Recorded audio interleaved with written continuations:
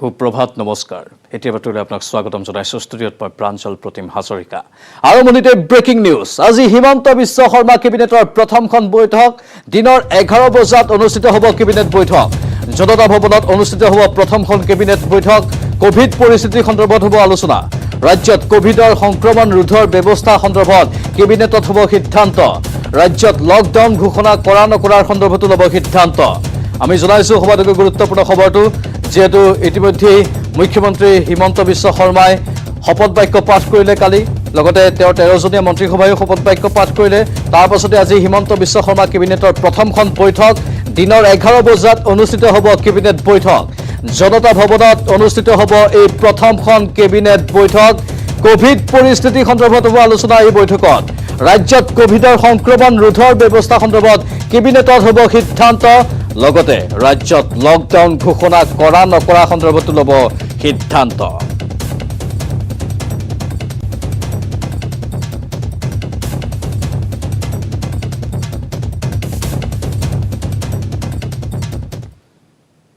আৰু আজি মুখ্যমন্ত্ৰীৰ দায়িত্ব ল'ব হিমন্ত বিশ্ব শৰ্মাই আনুষ্ঠানিকভাৱে জনতা ভৱনত গ্ৰহণ কৰিব দায়িত্ব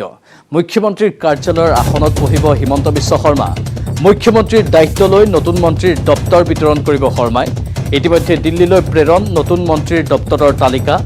দিল্লীয়ে দপ্তৰৰ তালিকাত লগাব শেষ মোহৰ দিল্লীৰ সেউজ সংকেতৰ বাবে অপেক্ষা মুখ্যমন্ত্ৰীৰ জনতা ভৱনত দায়িত্ব লৈ হেঙেৰাবাৰীৰ বাজপেয়ী ভৱনলৈ যাব ৰাজ্যৰ নতুন মুখ্যমন্ত্ৰী ডক্টৰ হিমন্ত বিশ্ব শৰ্মা আজি মুখ্যমন্ত্ৰীৰ জনতা ভৱনত আনুষ্ঠানিকভাৱে দায়িত্ব গ্ৰহণ মুখ্যমন্ত্ৰীৰ চকীত বহিব হিমন্ত বিশ্ব শৰ্মা আজি মুখ্যমন্ত্ৰীৰ কাৰ্যালয়ৰ আসনত হিমন্ত বিশ্ব শৰ্মাই আজি বহিব আৰু তাৰ পৰা আনুষ্ঠানিকভাৱে সামগ্ৰিক সকলো দায়িত্ব গ্ৰহণ কৰিব প্ৰশাসন গৃহ বিত্ত প্ৰত্যেকটো দপ্তৰৰ কাম কাজ চম্ভালি ল'ব আমাৰ সতীৰ্থ সাংবাদিক ভাস্কৰ জ্যোতি হাজৰিকা লাইভত আছে অধিক তথ্য জনাবলৈ ভাস্কৰ পোনপটীয়া সম্প্ৰচাৰ কৰিছো আপোনাৰ কাষলৈ চাওক প্ৰাঞ্জল যোৱাকালি দিনটো যদি চাই যেতিয়া শপত গ্ৰহণ কৰিছিলে মুখ্যমন্ত্ৰী হিচাপে হিমন্ত বিশ্ব শৰ্মা ডাঙৰীয়াই আৰু তাৰ পাছতে শপত গ্ৰহণৰ পাছতে তেওঁ সংবাদমেল এখন সম্বোধন কৰিছিলে সাংবাদিকক উদ্দেশ্যে আৰু সেই সময়ত তেওঁ এটা কথা কৈছিলে যে এইবাৰ অসমে প্ৰ'এক্টিভ চৰকাৰ পাব অৰ্থাৎ চৰকাৰ যেতিয়াই বিচাৰে তেতিয়াই আচলতে অসমবাসী ৰাইজে পাব প্ৰতিটো ক্ষেত্ৰত প্ৰতিটো কৰ্মত কালিৰ পৰা প্ৰতিজন মন্ত্ৰীয়ে যিহেতু 13 জনকৈ বিধায়কে মন্ত্ৰিত্বকালী হিচাপে তেওঁ শপত গ্ৰহণ কৰিলে গতিকে আটাইকেইজন মন্ত্ৰী সমানে তেওঁলোকক যোৱাকালিৰ পৰা এক্টিভ থাকিব আৰু যোৱাকালি দিনটোত আমি দেখিছিলোঁ শপত গ্ৰহণৰ পিছতে তেওঁ GMCHত গৈ মহানগৰ আৰক্ষী আয়ুক্ত উপায়ুক্তৰ প্ৰমুখ্যে যি স্বাস্থ্য বিভাগৰ বিষয়া কৰ্মচাৰীয়ে এক আলোচনাত মিলিত হৈছিল আৰু যিহেতু আজি তেওঁ পুৱা 9 পৰা 9:30 মান বজাত হয়তো জনতা ভৱনত আহিব তাৰপিছত তেওঁ দায়িত্বত গ্ৰহণ কৰিব দায়িত্ব গ্ৰহণৰ পাছতেই তেওঁ পোনে পোনে বিজেপি কাৰ্যালয়লৈ যাব আৰু আহি 11 বজাত এখন যি কেবিনেট আছে সেই কেবিনেটত তেওঁ অংশগ্ৰহণ কৰিব আৰু প্ৰথমখন কেবিনেট হ'ব এখন যি হিমন্ত বিশ্ব শৰ্মাৰ নেতৃত্বত চৰকাৰৰ প্ৰথমখন কেবিনেট আৰু প্ৰথমখন কেবিনেটত তেওঁ ইতিমধ্যে যোৱাকালিয়ে কৈছিল যে প্ৰথম তেওঁলোকৰ দায়িত্ব হ'ব যিহেতু বৰ্তমান সময়ত অসমৰ কোভিডৰ যি ধৰণৰ পৰিস্থিতি সেই কোভিড পৰিস্থিতিৰ সৈতে মোকাবিলা কৰিবৰ বাবে চৰকাৰখন কেনেদৰে সাজু বা কেনেদৰে সাজু হৈ উঠিব গতিকে সেই ক্ষেত্ৰত তেওঁলোকে সিদ্ধান্ত গ্ৰহণ কৰিব আজি কেবিনেটৰ প্ৰথমটো আলোচনাত গতিকে দেখা যাওক কি ধৰণৰ হয় সিদ্ধান্ত কাৰণ এই মুহূৰ্তত এটা কথা ওলাই আছে যে বৰ্তমান যিহেতু যি ধৰণৰ পৰিস্থিতি কাৰণ যোৱাকালি দিনটোত অসমত প্ৰায়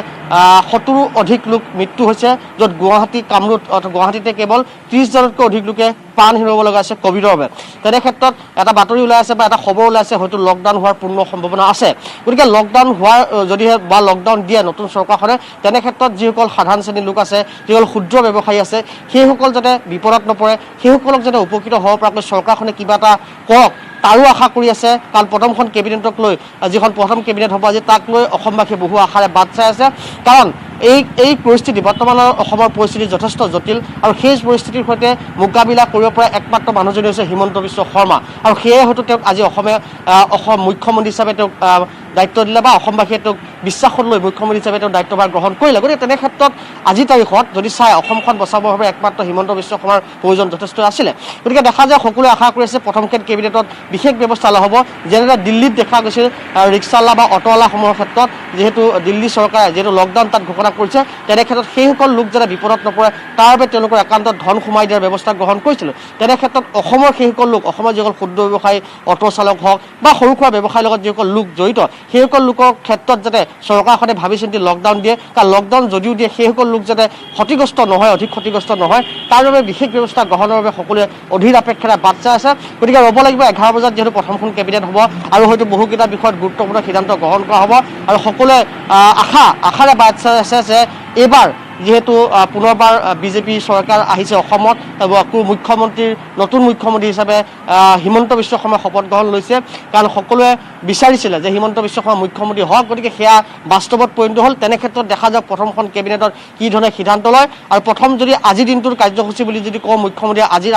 আমাৰ হাতত এই পৰ্যন্ত অহাৰ তথ্যমতে পুৱা হয়তো তেওঁ কিছু সময়ৰ পাছতেই জনতা ভৱনলৈ আহিব, তেওঁ ইয়াত দায়িত্বভাৰ গ্ৰহণ কৰিব। তাৰ পাছতে তেওঁ 9:45 যাব বিজেপিৰ কাৰ্যালয়লৈ। বিজেপিৰ কাৰ্যকৰ্তাসকলৰ সৈতে মত বিনিময় বা আলোচনা কৰাৰ পাছতে তেওঁ 11 বজাত আহি ইয়াত উপস্থিত হ'ব আৰু 11 বজাত অসম চৰকাৰৰ প্ৰথমখন যি নৱনিৰ্মিত চৰকাৰখনৰ প্ৰথমখন কেবিনেট হ'ব আৰু কেবিনেটৰ প্ৰথমটো সিদ্ধান্তই হ'ব লকডাউনত মোকাবিলা কৰা, অৰ্থাৎ ক্ষমা কৰিব কৰোণাৰ সময়ত এই বৰ্তমান সময়ৰ পৰিস্থিতিত চৰকাৰখনে কেনেধৰণে মোকাবিলা কৰিব তাক লৈ প্ৰথম আলোচনা হ'ব বুলি আমি এই মুহূৰ্তত জানিবলৈ পাইছোঁ। প্ৰাঞ্জল। নিশ্চয় ভাস্কৰ, যিহেতু কেবিনেট বৈঠকত বহুকেইটা গুৰুত্বপূৰ্ণ সিদ্ধান্ত লোৱাৰ সম্ভাৱনা আছে, সেইখিনি আলোচনা কৰা হ'ব ৰাজ্যৰ শেহতীয়া পৰিস্থিতিক লৈ, কোভিডক লৈ। কিন্তু তাৰ পূৰ্বে কেবিনেট বৈঠকৰ পূৰ্বে আমি যিখিনি গম পাইছোঁ যে নতুন মন্ত্ৰীসকলক দপ্তৰো বিতৰণ কৰা হ'ব। ভাস্কৰ, নিশ্চয়কৈ, যিহেতু দপ্তৰৰ ইতিমধ্যে যিখন তালিকা, সেই তালিকা যোৱাকালি নিশাই দিল্লীলৈ প্ৰেৰণ কৰিছে। তাত চিলমোহৰ লগাৰ পাছতে আজি আনুষ্ঠানিকভাৱে হয়তো প্ৰচাৰ কৰা হ'ব বা আনুষ্ঠানিকভাৱে ঘোষণা কৰা হ'ব কোনগৰাকী মন্ত্ৰীক কি দপ্তৰ দিব। কিন্তু যিহেতু মই কৈ আছোঁ যে যোৱাকালি দিনটোত যদি চাই, যোৱাকালি দিনটোত যেতিয়া শপত গ্ৰহণ কৰিছিলে মুখ্যমন্ত্ৰী হিচাপে 13গৰাকীকৈ বিধায়কে যেতিয়া মন্ত্ৰিত্ব লাভ কৰিছিল, তাৰপাছতে তেওঁলোকে, মই পুনৰবাৰ কৈছোঁ, তাৰপিছত তেওঁলোকে সংবাদমেল সম্বোধন কৰি অসমবাসীৰ ওচৰত কৃতজ্ঞতা জ্ঞাপন কৰিছিল, সকলো অসমবাসীকে ধন্যবাদ জ্ঞাপন কৰিছিল আৰু অসমবাসীৰ ওচৰত তেওঁলোকে আচলতে প্ৰতিশ্ৰুতিবদ্ধ বা প্ৰতিশ্ৰুতি দিছিলে যে অসমবাসীক তেওঁলোকে প্ৰ'এক্টিভ চৰকাৰখন অসমবাসীয়ে যিহেতু পাইছে, গতিকে প্ৰতিটো ক্ষেত্ৰত অসমৰ বিভিন্ন সমস্যা সমাধানৰ ক্ষেত্ৰত তেওঁলোকে দৃঢ় প্ৰতিশ্ৰুতিবদ্ধ আৰু এইবাৰ অসমে এক নতুন ৰূপ পাব। আৰু তাৰোপৰি সন্ত্ৰাস জৰ্জৰিত যিহেতু অসম বুলি আগতে কোৱা হয়, গতিকে সেই ক্ষেত্ৰত যিসকল উগ্ৰপন্থী সংগঠন আছে তেওঁলোকে মূল সুঁতিলৈ ঘূৰি আহিবলৈ আহ্বান জনাইছিলে হিমন্ত বিশ্ব শৰ্মা ডাঙৰীয়াই। আৰু লগতে বিশেষকৈ পৰেশ বৰুৱা ডাঙৰক মাতিছিল যে তেওঁ শান্তি আলোচনালৈ আহক আৰু শান্তি আলোচনাৰ মাজেৰে আচলতে তেওঁলোকৰ সংগ্ৰাম চলাওক, তেওঁলোকে মূল সুঁতিলৈ ঘূৰি আহিবলৈ আহ্বান জনাইছিল। এনে বহুকেইটা বিষয়ৰ ওপৰত তেওঁ গুৰুত্বপূৰ্ণ মন্তব্য আগবঢ়াইছিলে মুখ্যমন্ত্ৰীগৰাকীয়ে। আৰু তেওঁ বাৰে বাৰে এটা কথা কৈছিলে যে অসমৰ মানুহক বা অসমৰ সৰ্বাংগীন উন্নয়নে তেওঁ হ'ব লক্ষ্য। গতিকে দেখা যাওক পৰৱৰ্তী সময়ত তেওঁ কেনেধৰণৰ ব্যৱস্থা গ্ৰহণ কৰে বা অসমখনৰ ক্ষেত্ৰত তেওঁ কি ধৰণৰ পদক্ষেপ গ্ৰহণ কৰে। সকলোৱে আশা আছে, সকলোৱে বিশ্বাস আছে যে মুখ্যমন্ত্ৰী হিমন্ত বিশ্ব শৰ্মাৰ নেতৃত্বত অসমখনে এক নতুন প্ৰগতিৰ দিশ পাব। গতিকে সেয়া সময়ত সকলো স্পষ্ট হ'ব। আৰু যিহেতু আকৌ মই কেবিনেটৰ প্ৰসংগলৈ আহোঁ, গতিকে কেবিনেটক লৈ সকলোৱে অধীৰ আপেক্ষাৰে বাট চাই আছে যে প্ৰথমখন কেবিনেটত নতুন চৰকাৰে কি দিব অসমবাসীক, সেয়া সকলোৱে। কিন্তু তাৰ মূলতে প্ৰথমতে মই কৈছোঁ বিশেষকৈ ক্ষুদ্ৰ ব্যৱসায়ী, সৰু সুৰা যিসমূহ বা অটোৱালা হওক, ৰিক্সাৱালা হওক, এই ধৰণৰ এই পৰ্যায়ৰ যিসকল লোক আছে সেই লোকসকলে বিশেষকৈ হিমন্ত বিশ্ব শৰ্মাৰ এই যিখন কেবিনেটক লৈ বহু আশাৰে বাট চাই আছে। কাৰণ হয়তো যদিহে অহাকালিৰ পৰা লকডাউন হয়, সেই লকডাউনৰ ফলত যাতে তেওঁলোক ক্ষতিগ্ৰস্ত হ'ব নোৱাৰে বা ক্ষতিগ্ৰস্ত নহয়, তাৰ বাবে যেন চৰকাৰে বিশেষ ব্যৱস্থা গ্ৰহণ কৰে, সেয়া আচলতে আহ্বান জনাইছে প্ৰতিজন লোকে এই মুহূৰ্তত। গতিকে দেখা যাওক 11 বজাত কেবিনেট হ'ব, কেবিনেটত কি কি সিদ্ধান্ত গ্ৰহণ কৰে সেয়া আমি পৰৱৰ্তী সময়ত আমি জানিবলৈ পাৰিম। প্ৰাঞ্জল। নিশ্চয় ভাস্কৰ, যিহেতু এইখিনি কথা আপুনি অত্যন্ত গুৰুত্বপূৰ্ণ আপডেট আমাৰ দৰ্শকসকলৰ বাবে আগবঢ়াইছে। সমান্তৰালভাৱে আন এটা কথাও জানিব বিচাৰিছোঁ, যিহেতু হেঙেৰাবাৰীৰ বাজপেয়ী ভৱনলৈ যাব আজি 9:30 ভিতৰত ৰাজ্যৰ নৱনিৰ্বাচিত মুখ্যমন্ত্ৰী ডক্টৰ হিমন্ত বিশ্ব শৰ্মা। বাজপেয়ী ভৱনত কেনেধৰণৰ কাৰ্যসূচী গ্ৰহণ কৰা হৈছে প্ৰিয় মুখ্যমন্ত্ৰীগৰাকীক আদৰিবৰ বাবে? চাওক, যিহেতু মুখ্যমন্ত্ৰী হিচাপে তেওঁ যোৱা এটা দিন পূৰ্বে অৰ্থাৎ পৰহি দিনাখন তেওঁক মুখ্যমন্ত্ৰী হিচাপে আনুষ্ঠানিকভাৱে সিদ্ধান্ত গ্ৰহণ বা ঘোষণা কৰা হৈছিলে। তাৰপিছত হয়তো তেওঁ কাৰ্যকৰ্তাসকলৰ সৈতে লগ হ'বলৈ বা তেওঁ সময় পোৱা নাই, কাৰণ যথেষ্ট ব্যস্ততা আমি দেখিবলৈ পাইছিলোঁ। পৰহি যেতিয়া তেওঁক আনুষ্ঠানিকভাৱে সিদ্ধান্ত গ্ৰহণ কৰিছিল, তাৰপাছতে এখনৰ পাছত আনখন তেওঁ সভা অংশগ্ৰহণ কৰিছিলে নৱগঠিত বিধায়কসকলক লৈ। তাৰপিছত নিশা যথেষ্ট পলম হৈছিলে, যোৱাকালি দিনটোতো শপত গ্ৰহণ অনুষ্ঠান হিচাপে গ'ল। গতিকে আজি আমি জনাত যিহেতু তেওঁ বিজেপিৰ মূল কাৰ্যালয় অৰ্থাৎ যি হেঙেৰাবাৰীস্থিত যিটো কাৰ্যালয় সেই কাৰ্যালয়তে তেওঁ যিহেতু বিজেপিত যোগদান কৰিছিলে যোগদান কৰি তেওঁ আজি তাৰিখত মুখ্যমন্ত্ৰী হিচাপে বিজেপিৰ হৈ মুখ্যমন্ত্ৰী হিচাপে তেওঁ দায়িত্বভাৰ ল'লে গতিকে তেনে ক্ষেত্ৰত সেই বিজেপি কাৰ্যালয় হেঙেৰাবাৰী কাৰ্যালয় তেওঁ আজি যাব আৰু কাৰ্যকৰ্তাসকল যিসকল থাকিব তেওঁলোকৰ সৈতে আলোচনা কৰিব কাৰণ কাৰ্যকৰ্তাসকলৰ সৈতে এই মুহূৰ্তলৈ কোনো তেওঁ আলোচনা কৰাৰ সুযোগ পোৱা নাই বা সময় পোৱা নাই গতিকে তেনে ক্ষেত্ৰত আজি তেওঁ যিহেতু দায়িত্বভাৰ ল'ব মুখ্যমন্ত্ৰী হিচাপে দায়িত্বভাৰ লোৱাৰ পিছতে তেওঁ প্ৰথমে তেওঁ কাৰ্যকৰ্তাসকলৰ সৈতে আলোচনা কৰিব বিচাৰে তেওঁলোকৰ সৈতে মত বিনিময় বা তেওঁলোকৰ সৈতে ভাৱৰ আদান প্ৰদান কৰিব বিচাৰে যে তেওঁলোক আগন্তুক দিনত চৰকাৰখন কেনেদৰে যাব সেই সম্পৰ্কে তেওঁলোকৰ পৰা দিহা পৰামৰ্শ বিচৰা হেতু তেওঁ যাব 9:45 তেওঁ বিজেপিৰ কাৰ্যালয়ত গৈ উপস্থিত হ'ব তাত তেওঁ মত বিনিময় বা তেওঁ আলোচনাৰ পাছতে তেওঁ পোনে জনতা ভৱনলৈ আহিব আৰু যি প্ৰথমখন কেবিনেট সেই কেবিনেটত অংশগ্ৰহণ কৰিব প্ৰাঞ্জল ধন্যবাদ জনাইছো ভাস্কৰজ্যোতি হাজৰিকা এইখিনি শেহতীয়া আপডেটৰ বাবে এয়া জনতা ভৱনৰ পৰা আমি পোনপটীয়া সম্প্ৰচাৰ দেখুৱালো ধাৰাবাহিক গতিত আমাৰ এই সম্প্ৰচাৰ চলি থাকিব আজিৰ কেবিনেট বৈঠক অত্যন্ত গুৰুত্বপূৰ্ণ হিচাপে বিবেচিত হৈছে 11 বজাত আৰম্ভ হ'ব কেবিনেট বৈঠকত কি সিদ্ধান্ত গ্ৰহণ কৰা হয় যেহেতু কালিয়েই মুখ্যমন্ত্ৰী হিমন্ত বিশ্ব শৰ্মাই সংবাদমেলত ঘোষণা কৰিছিল যে ৰাজ্যৰ কৰোনা পৰিস্থিতিৰ সৈতে যুঁজাটোৱে হ'ব নতুন চৰকাৰৰ প্ৰাথমিক কাম সেয়েহে কৰোনাৰ বিৰুদ্ধে যুঁজাৰ ক্ষেত্ৰত এই কেবিনেটে কি নতুন সিদ্ধান্ত গ্ৰহণ কৰে ৰাজ্যত লকডাউন হ'ব পাৰে নেকি সেইসমূহ বিষয় নিশ্চিতভাৱে অত্যন্ত গুৰুত্বপূৰ্ণ হিচাপে বিবেচিত হ'ব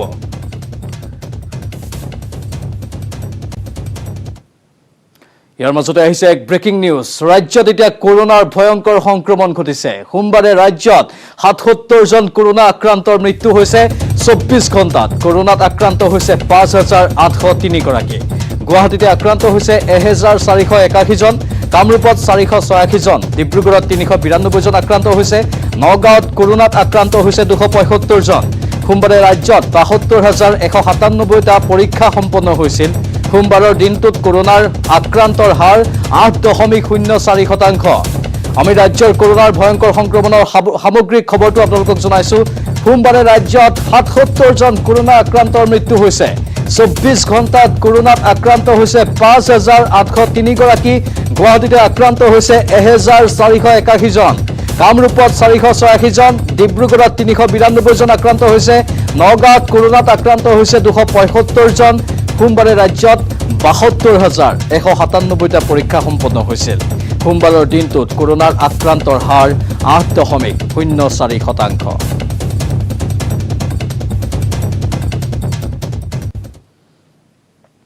এইখিনি মুহূৰ্তৰ আন এক দুৰ্ভাগ্যজনক খবৰ যুৱ প্ৰজন্মৰ জনপ্ৰিয় কবি পল খেনছোৱাৰ মৃত্যু হৈছে 37 বছৰ বয়সত বৃক্কজনিত ৰোগত মৃত্যু হৈছে কবিজনৰ বিখ্যাত অনামিকা দুৱৰাৰ স্ৰষ্টা আছিল পল খেনছোৱা এসময়ত জনপ্ৰিয় মায়া আলোচনীৰো সহ সম্পাদক আছিল খেনছোৱা পল খেনছোৱাৰ বহু কবিতা আবৃত্তি কৰিছিল জুবিন গাৰ্গে ডিব্ৰুগড়ৰ সৃষ্টি নাৰ্ছিং হোমত মৃত্যু হয় পল খেনছোৱাৰ ৰাজ্যৰ বাবে এক দুৰ্ভাগ্যজনক খবৰ কাৰণ যুৱ প্ৰজন্মৰ জনপ্ৰিয় কবি পল খেনছোৱা আৰু আমাৰ মাজত নাই 37 বছৰ বয়সত বৃক্কজনিত ৰোগত মৃত্যু হৈছে কবিজনৰ বিখ্যাত অনামিকা দুৱৰাৰ স্ৰষ্টা আছিল পল খেনছোৱা এসময়ত জনপ্ৰিয় মায়া আলোচনীৰো সহ সম্পাদক আছিল খেনছোৱা পল খেনছোৱাৰ বহু কবিতা আবৃত্তি কৰিছিল জুবিন গাৰ্গে ডিব্ৰুগড়ৰ সৃষ্টি নাৰ্ছিং হোমত মৃত্যু হয় পল খেনছোৱাৰ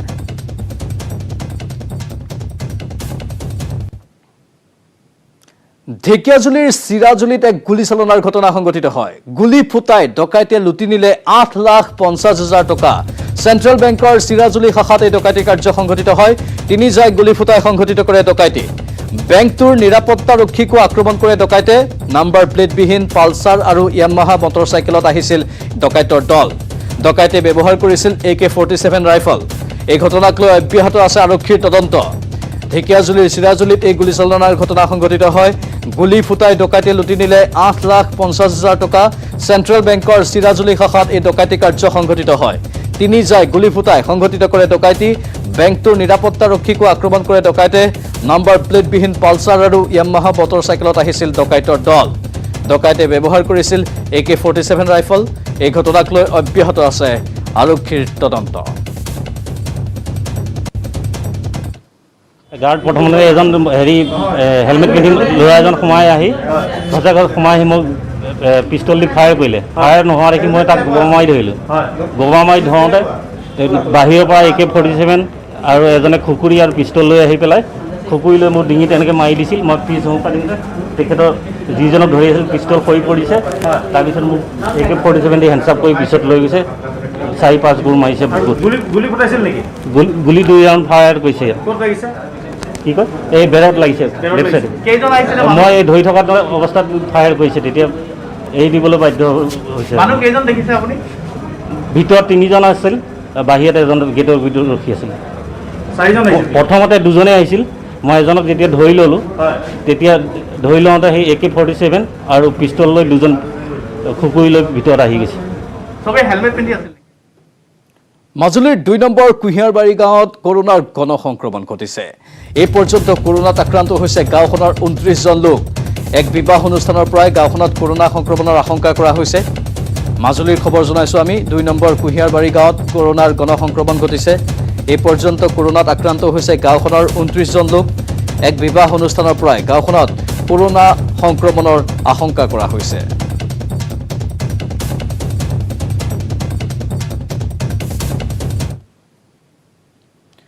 ৰাজ্যৰ ৰাজনীতিত হঠাৎ অভূতপূৰ্ব উত্থান ডক্টৰ হিমন্ত বিশ্ব শৰ্মাৰ ৰাজ্যৰ ৫৫জন মুখ্যমন্ত্ৰী হ'ল ডক্টৰ হিমন্ত বিশ্ব শৰ্মা ডক্টৰ শৰ্মাৰ এই ৰাজনৈতিক উত্থানৰ আঁৰৰ ৰহস্য কি চাওঁ আহক ডক্টৰ হিমন্ত বিশ্ব শৰ্মাৰ ৰাজযোগ অসম ৰাজ্যৰ মুখ্যমন্ত্ৰী স্বৰূপে আখৰে আখৰে মিলিল ডক্টৰ শৰ্মাৰ জন্মকুণ্ডলী অৱশেষত মুখ্যমন্ত্ৰী হ'ল ডক্টৰ হিমন্ত বিশ্ব শৰ্মা 2 মে'তে ওলাল নিৰ্বাচনী ফলাফল অসমত আকৌ এবাৰ বিজেপি মিত্ৰজোঁটৰ চৰকাৰ কিন্তু মুখ্যমন্ত্ৰী কেন্দ্ৰিক অচলাৱস্থাৰ বাবে বিগত 8 দিনে থমকি ৰ'বলগীয়া হ'ল বিজেপি তাৰ পাছত হঠাতেই পথ পৰিৱৰ্তন ঘটিল অসমৰ ৰাজনীতিত অসমৰ নতুন মুখ্যমন্ত্ৰী ডক্টৰ হিমন্ত বিশ্ব শৰ্মা ইয়াৰ লগে লগে জৱনিকা পৰিল ব্যাপক জল্পনা কল্পনা উৎকণ্ঠা আৰু চৰ্চাৰ কিন্তু ডক্টৰ হিমন্ত বিশ্ব শৰ্মাৰ হঠাৎ ঘটা এই ৰাজনৈতিক উত্থানে আজিও ভবাই তোলে বহুজনক কি কয় ডক্টৰ শৰ্মাৰ জন্মকুণ্ডলীয়ে তাৰ জন্মকুণ্ডলীত তাৰ ৰাজযোগ আছে কিবা এটা হ'ব বুলি ভাবিছিলোঁ কিন্তু মুখ্যমন্ত্ৰী ইয়াত পৰা আৰু কি ভাল আশা কৰিম গতিকে কিন্তু কৰ্মৰ টানি লৈ যায় নহয় আৰু তাৰ আজি ইমান বছৰৰ যিটো কষ্ট বা সাধনা নিশ্চয় এনেকুৱা এটা ফল পাব বুলি আন্তৰিক মাতৃৰ হৃদয়ত সদায় এটা জাগি আছিলে যে কিবা এটা পাব স্বামী মুখ্যমন্ত্ৰী হ'ল কি অনুভৱ ডক্টৰ হিমন্ত বিশ্ব শৰ্মাৰ পত্নী ৰিণিকী ভূঞা শৰ্মাৰ যেতিয়া সৰুতে লগ পাইছিলোঁ 17 বছৰ তেতিয়া মোক এদিন কৈছিলে যে মই কি হ'বা মই কি ভাবিম যে ডক্টৰ হ'ব ইঞ্জিনিয়াৰ হ'ব মোক তেতিয়াই কৈছিলে যে মই চিফ মিনিষ্টাৰ হ'ম মই বহুত দেৰি থৰ লাগি মুখলৈ চাই আছিলোঁ কিন্তু আজি যেতিয়া বহি আছে চকীখনত যেতিয়া অ'থ লৈ আছে তেতিয়া এটাই লাগিছে যে তেওঁ এইটো খুব তেওঁ নিজৰ হেৰি দি কৈছে খুব চিৰিয়াছ আছিলে আৰু আজি সেইটো প্ৰত্যেক খোজে খোজে আজি আগুৱাই আহি আছে আৰু আগুৱাই আহি পেলাই আজি এইটো স্থিতিত উপনীত হৈছে উল্লেখ কৰাৰ প্ৰয়োজন যে নিৰ্বাচনী ফলাফলৰ আগে পাছে নতুন মুখ্যমন্ত্ৰী ডক্টৰ হিমন্ত বিশ্ব শৰ্মাই আশীষ লৈছিল ৰাজ্যৰ কেইবাটাও মঠ মন্দিৰত পৰিয়াল সহিতে পূজা অৰ্চনা কৰিছিল পুৰণি গুদামৰ মহামৃত্যুঞ্জয় মন্দিৰত সোমবাৰেও মনত আধ্যাত্মিক ভাৱ লৈ অসমৰ ৫ম মুখ্যমন্ত্ৰীৰূপে শপত ল'লে ধুতি কুৰ্তা পৰিহিত ডক্টৰ হিমন্ত বিশ্ব শৰ্মাই আনকি শপত গ্ৰহণৰ পূৰ্বেও কামাখ্যা শুৱালকুছিৰ শ্ৰী শ্ৰী হাতীসত্ৰ আৰু দৌল গোবিন্দ মন্দিৰত আশীষ লৈ আহিছিল নতুন মুখ্যমন্ত্ৰী ডক্টৰ হিমন্ত বিশ্ব শৰ্মা হীৰকজ্যোতি মালাকাৰৰ report news 18 Assam north east এবাৰ সান্ধ্য আইনৰ মাজতে তীৰ্থনগৰী হাজোৰ মনাহকুছিত নৃশংস হত্যাকাণ্ড সংঘটিত হৈছে নিজ গৃহতেই কৰিশ্মা ডেকা নামৰ এগৰাকী বোৱাৰীক নিৰ্মমভাৱে ঘপিয়াই হত্যা কৰে অচিনাক্ত দুৰ্বৃত্তই সোমবাৰে সন্ধিয়া ঘৰত কোনো নথকাৰ সুযোগত এই লোমহৰ্ষক হত্যাকাণ্ড সংঘটিত হয় হাজোৰ 3 নম্বৰ মনাহকুছিত সংঘটিত হয় এই হত্যাকাণ্ড 4 বছৰ পূৰ্বে বিবাহপাশত আবদ্ধ হোৱা 23 বছৰীয়া মৃত কৰিশ্মা ডেকাৰ আছে এটি সন্তান এই হত্যাকাণ্ডত পূৰ্বৰ গাড়ী চালক বিজয় দাস জড়িত থকাৰ সন্দেহ কৰিছে স্বামী বিশ্বজিৎ ডেকাৰ লগতে পৰিয়ালৰ লোকে এই ঘটনাৰ পিছতে এই ঘটনাস্থলীত হাজো আৰক্ষী উপস্থিত হৈ আৰম্ভ কৰিছে তদন্ত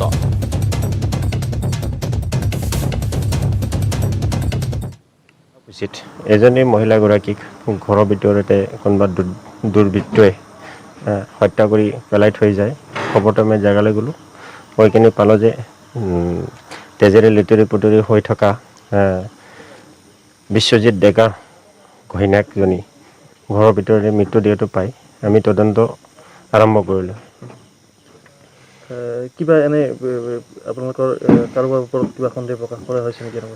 এতিয়া আমাৰ সোধপোছ বা তদন্ত চলি আছে, গতিকে আমি তদন্তৰ অনুযায়ী সোধপোছ কৰিম। যিকেইটা মানুহৰ ওপৰত সন্দেহ আছে এইটো আমি এতিয়া তদন্তক্ৰমে আমি এইটো আপোনালোকৰ আগত আমি এতিয়া প্ৰকাশ নকৰোঁ। আপোনালোকে তদন্তক্ৰমত এনে গম পাই যাব। উভতি আহিছোঁ বাতৰিৰ মাজলৈ। হিমন্ত বিশ্ব শৰ্মাৰ কেবিনেটৰ অভিজ্ঞতা, দক্ষতা আৰু নতুনৰ সমাহাৰ, বৈচিত্ৰ্যৰ মাজত ঐক্যৰ চানেকি দাঙি ধৰি মুখ্যমন্ত্ৰী হিমন্ত বিশ্ব শৰ্মাৰ লগতে শপত ল'লে 13জনীয়া মন্ত্ৰীসভাই।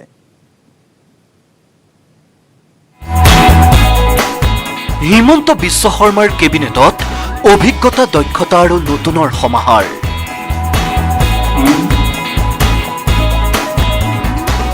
বৈচিত্ৰ্যৰ মাজত ঐক্যৰ চানেকি দাঙি ধৰিলে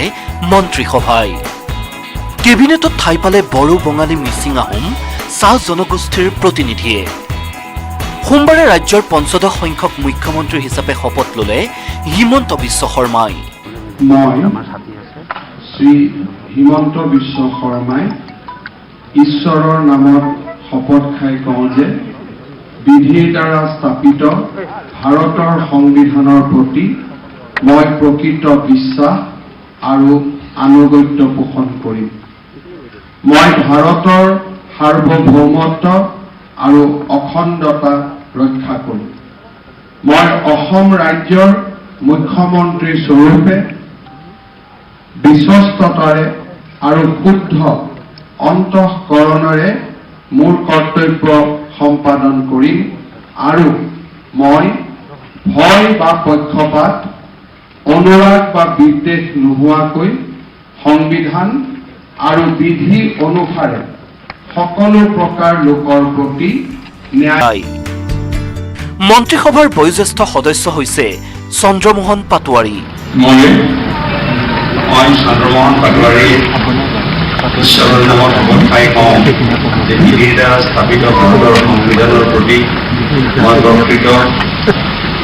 বিশ্বাস আৰু আনুগত্য পোষণ কৰিম। 65 বছৰীয়া চন্দ্ৰমোহন পাটোৱাৰীৰ পাছতে দ্বিতীয়গৰাকী বয়োজ্যেষ্ঠ মন্ত্ৰী হৈছে 61 বছৰীয়া পৰিমল শুক্লবৈদ্য। 1985 চনত ধৰ্মপুৰ সমষ্টিৰ পৰা চন্দ্ৰমোহন পাটোৱাৰী বিধায়ক নিৰ্বাচিত হোৱাৰ সময়ত একাদশ শ্ৰেণীৰ ছাত্ৰ আছিল হিমন্ত বিশ্ব শৰ্মা।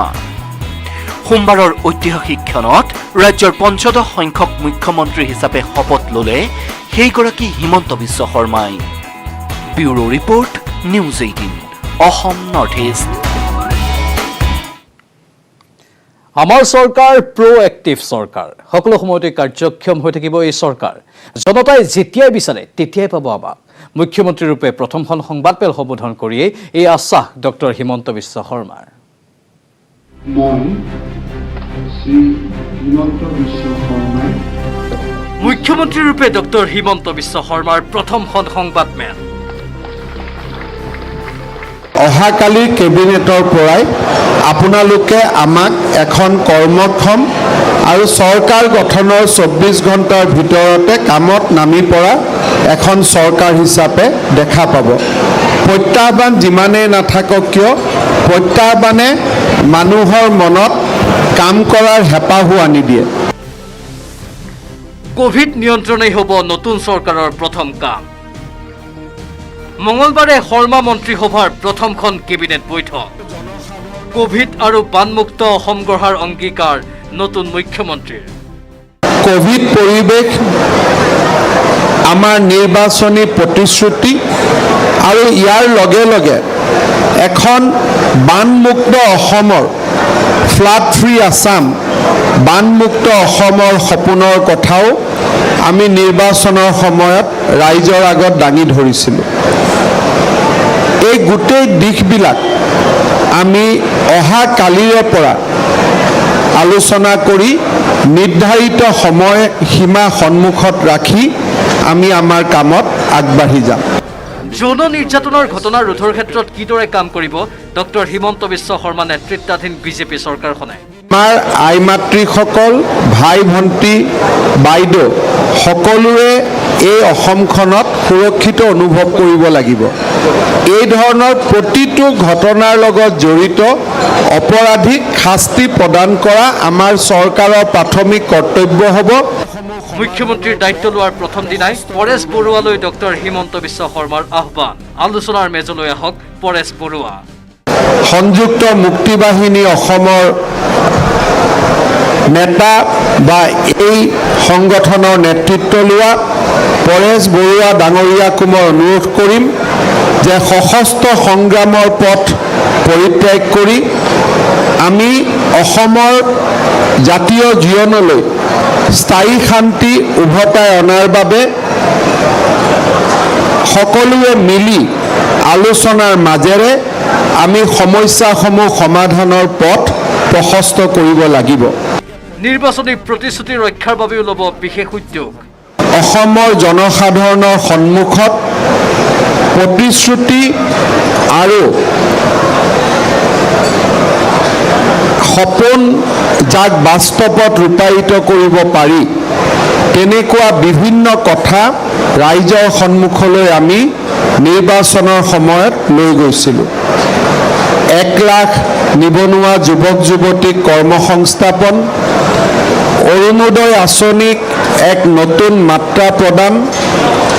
মাইক্ৰ' ফাইনেন্সৰ ঋণৰ দুৰ্ব্যৱহাৰ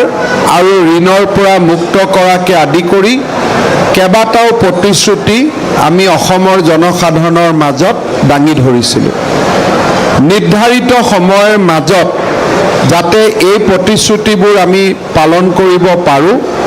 তাৰ বাবেও আমি নিশ্চিতভাৱে ব্যৱস্থা ল'ম।